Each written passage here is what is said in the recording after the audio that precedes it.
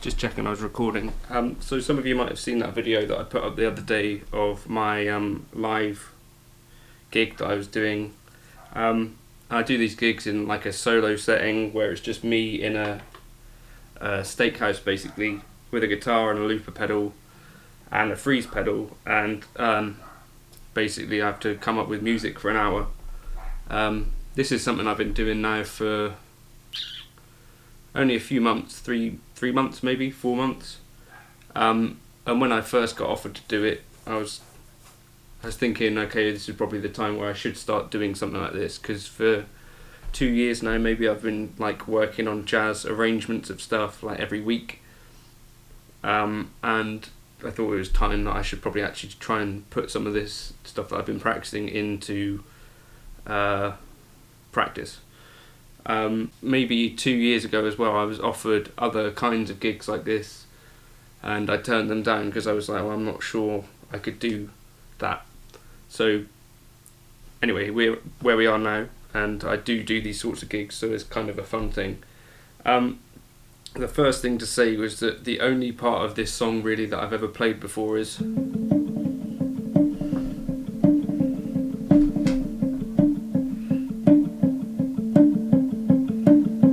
because it's got this really cool like rhythmic groove. Other than that, I've not really played any of the song before. I just know how it sounds in my head.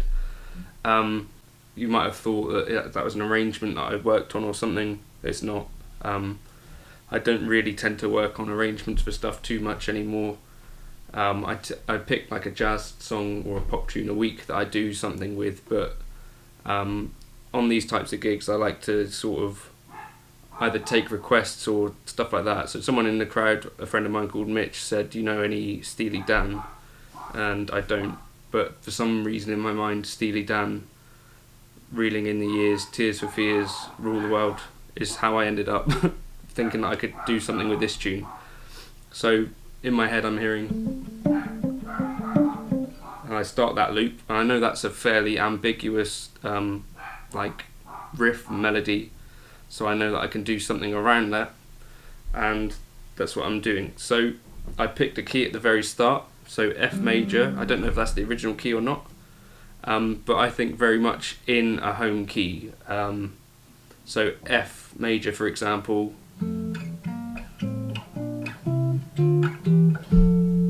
those are the available 7 diatonic chords within F major. You get those from harmonizing the major scale. So take your major scale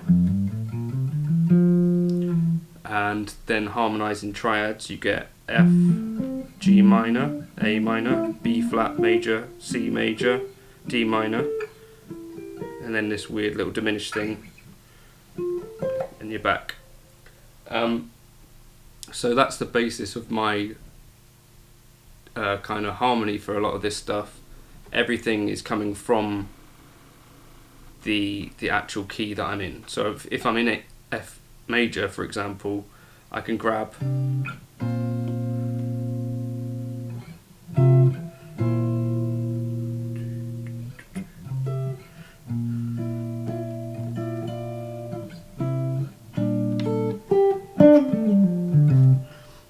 so I'm thinking bass note then, but I'm then also just seeing available notes from the actual chord shapes around where I'm at.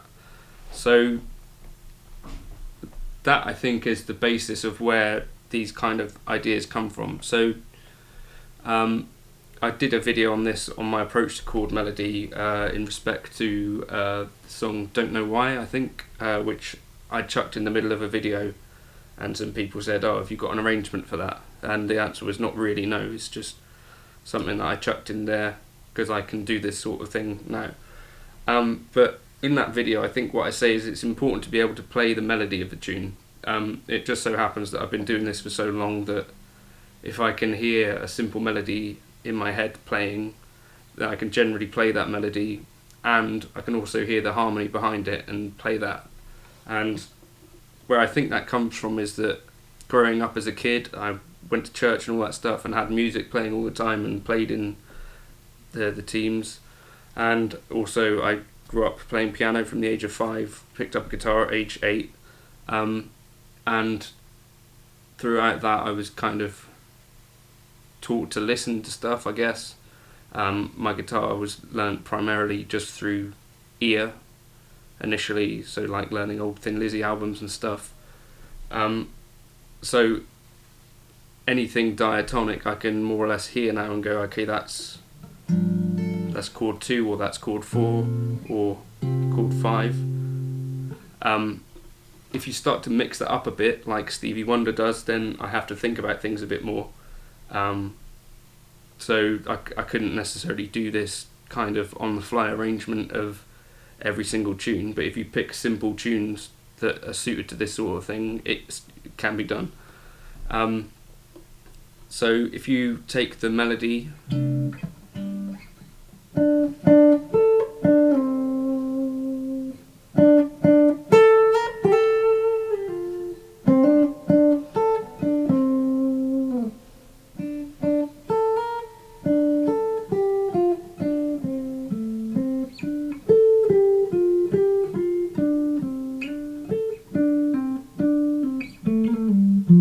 so I'm not playing that with any particular timing or anything, I'm just doing that to demonstrate that it's possible to play a melody kind of anywhere on the neck and it to be kind of instinctual, as it is for me there.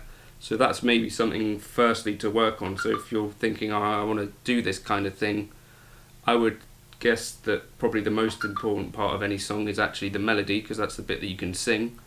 So figure out a way that you can do that. So pick a key for a tune and then start playing the melodies. That's step 1 really. Step 2 is to, figure out what the chords are.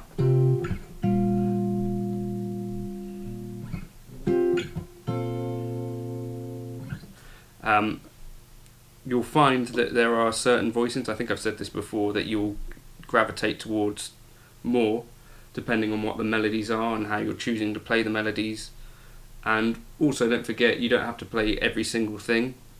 Space in this kind of arrangement is okay, especially if you've got a looper as well doing stuff. So for instance,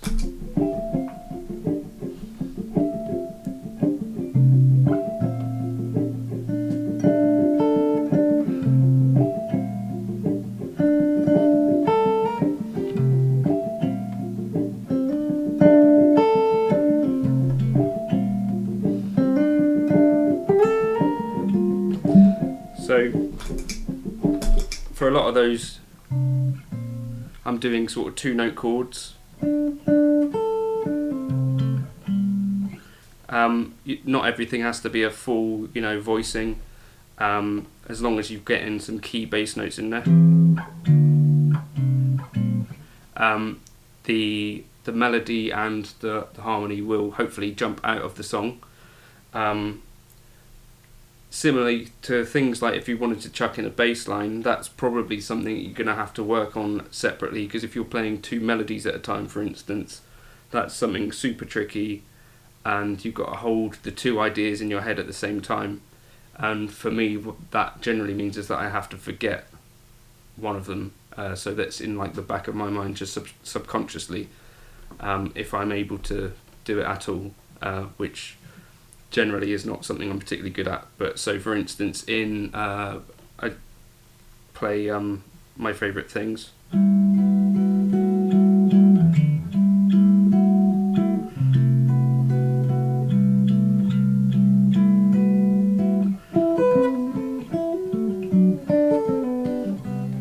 So that little line there is something that I prepared. I say prepared, something that I've practiced a lot of times, because it's got a couple of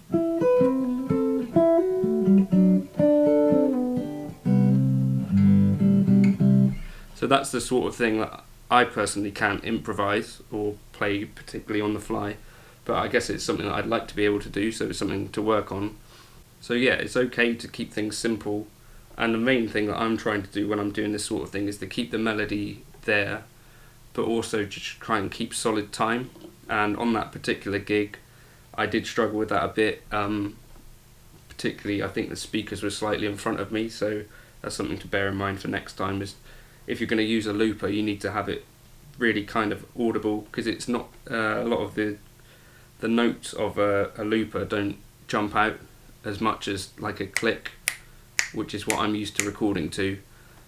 So I found that there's times where my timing's slipping.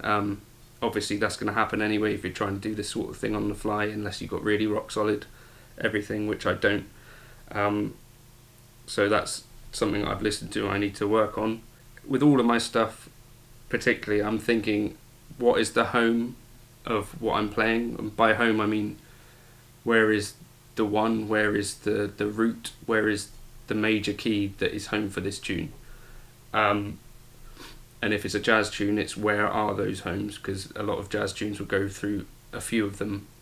I guess it's called a key center as well, is a word for it. But for most of the pop stuff that I can do this sort of thing with, like I did Fix You, I think, on the fly for one of these little gigs, it'll need to be a simple-ish tune. But as long as you're rooted in that key center, I find that I can kind of get away with it.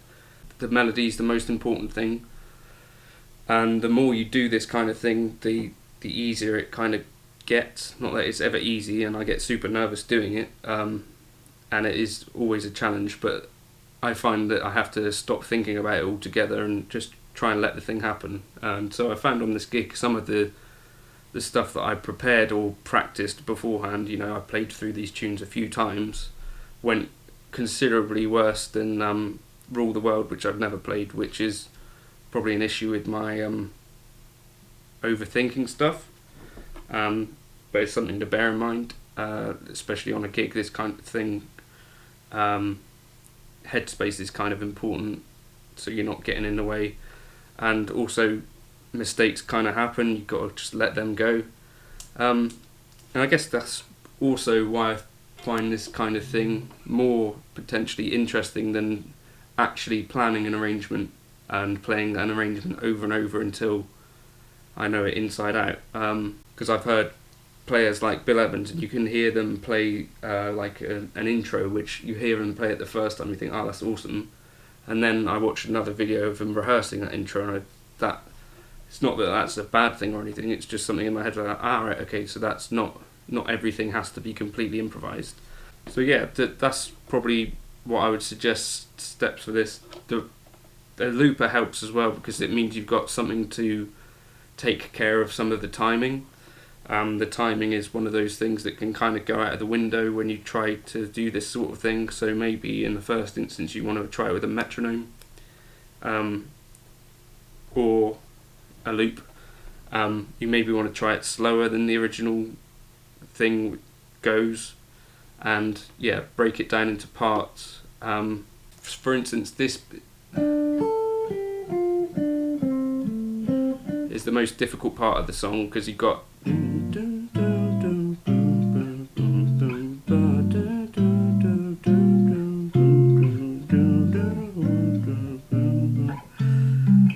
so that particular part I would practice more than the other stuff, because there's quite a lot of